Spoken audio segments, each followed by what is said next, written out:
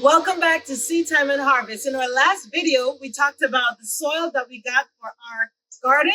We know that it was not right. So I'm going to be adding some amendments now, and I'll bring you in to show you exactly what you need to do. When you go to purchase soil, you don't always get what you expect. We went to buy soil, and of course, we got all wood chips. This is not going to be good. So we had to go back and get some topsoil. Even when you go to buy topsoil, you'll find that a lot of them have wood chips. So you just have to look around for an open bag that may show you exactly what you need. And if you find soil, that's exactly what you're going to put in your garden. So let's open this up and see if we got what we paid for. It should be dirt. And it does have a little bit of wood chips, but it's a lot better than what we currently have. We have about 20 bags of topsoil that we're going to disperse between our 3 raised beds, and then we'll come back and amend. Okay?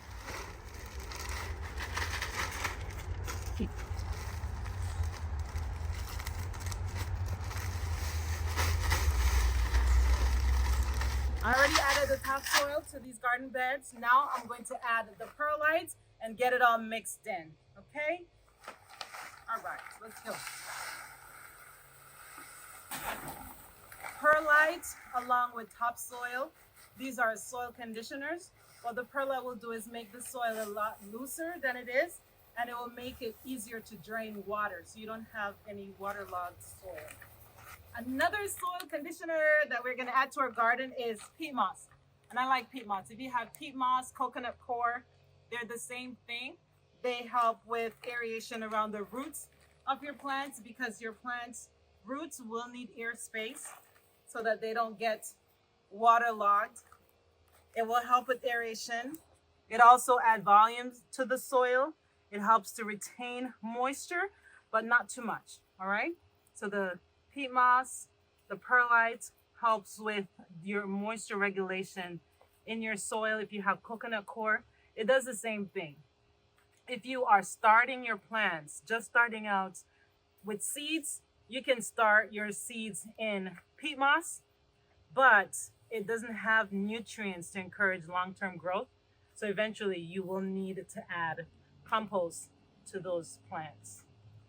But it's very good because it's light, it's loose, it's a very good medium for your seed starting mix. The next step is gonna be to mix this big pot of stew. It's gonna take a little bit, so I'll bring you back when we're all done mixing.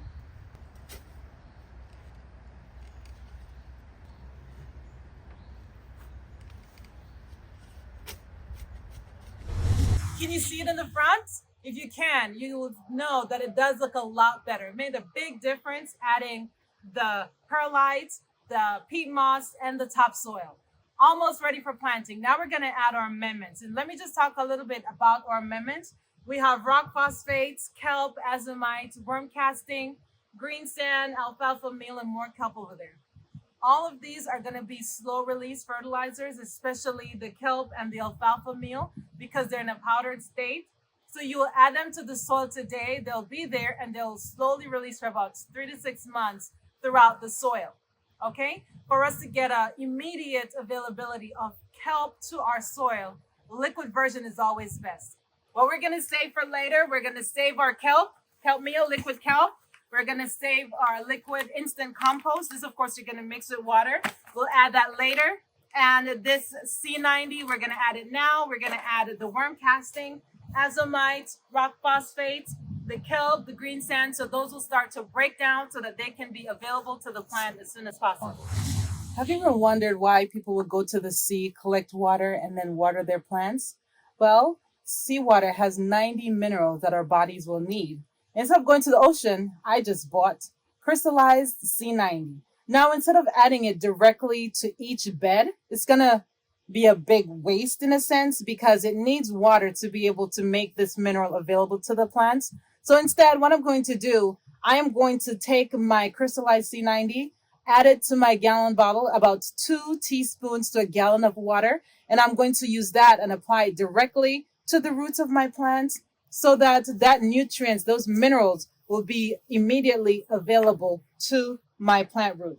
In addition to the C90, I have liquid kelp. Okay, this clean kelp. You heard me drop the bag, didn't you? Yes. This liquid kelp, we're going to do the same thing, and the instructions are here. For watering, 1 to 2 teaspoons per gallon of water, and evenly apply throughout the garden area. That's what we're going to do. But again, later after our plants have already been inserted into the garden.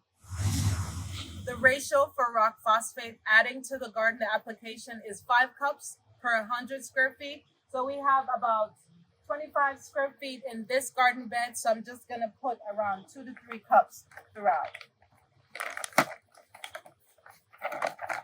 And it's pretty heavy.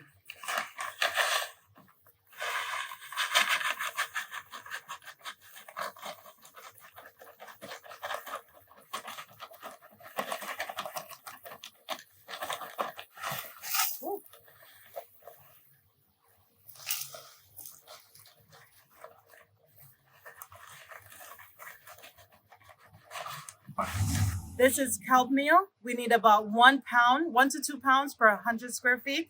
This box has about 5 pounds. So I'm gonna put it amongst the 3 raised beds. Some of it was already used.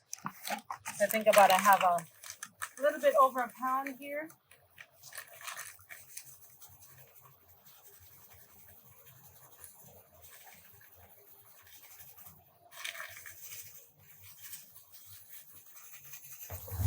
Here we have azomite. It adds phosphorus and minerals to our soil. So we're gonna need about 1 to 2 pounds per 10 square feet.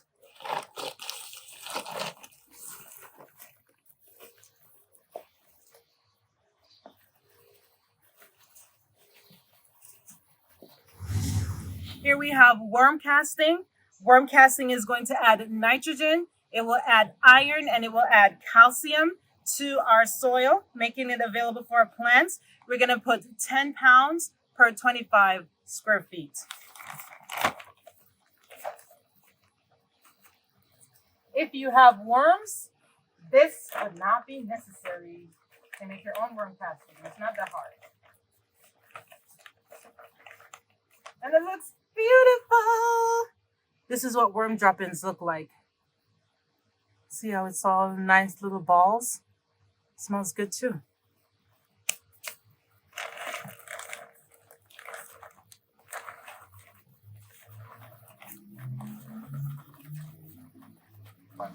Here we have green sand. Green sand is known to loosen heavy clay soil. It is able to absorb up to 1/3 its weight in water, and it helps the soil to hold water better. All right, so we're gonna mix in about 1/2 pound to each of our garden beds.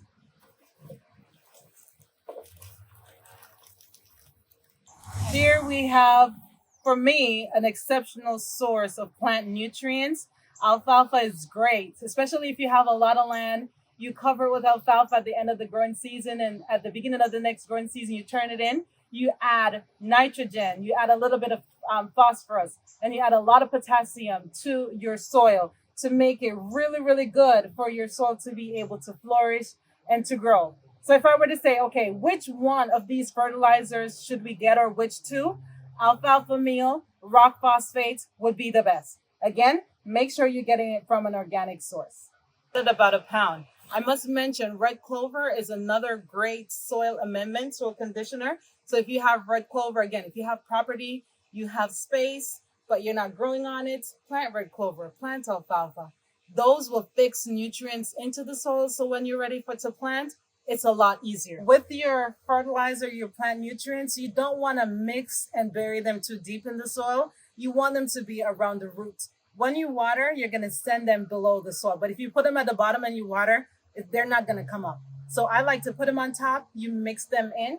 Even if you have your plants in the garden already established and you need to fertilize, mix the fertilizer around the plant roots. Gradually, it's going to go down, add nutrients to the soil. But for these are slow release fertilizers. So they're going to be in our soil for a good 3 to 6 months. So I'm just going to lightly mix, make sure these are in the area where the plant's roots will be.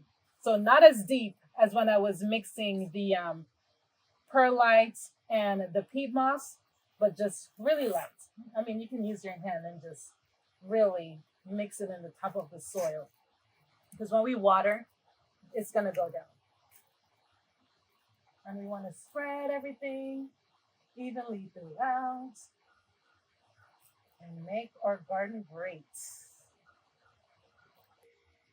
If you love worms and you need a wonderful garden, I mean, you don't even have to love worms, but you can buy worms, pour them in your pots, pour them in your raised bed. Those are going to go through. They're going to eat the organic matter, convert them into compost, worm casting, which for me is black gold. Can you see it? It looks beautiful, and you can smell the alfalfa meal. When I put my plants in this soil, they're going to be happy. Yes, there's some wood chips, but it's not being overwhelmed with wood chips as it was before. Fall is here, and though many people have already cleaned out their summer garden and packed away their tools, thinking, oh, well, let's just wait till spring, I'll tell you, fall for me is the best time to get our plants in. And our garden beds are ready. Our plants will be happy in their new home. I hope you get your plants, get your garden set up, and we will see you next time when we'll be putting our plants in our bed. Until then, take care. Happy planting. Bye. This looks good.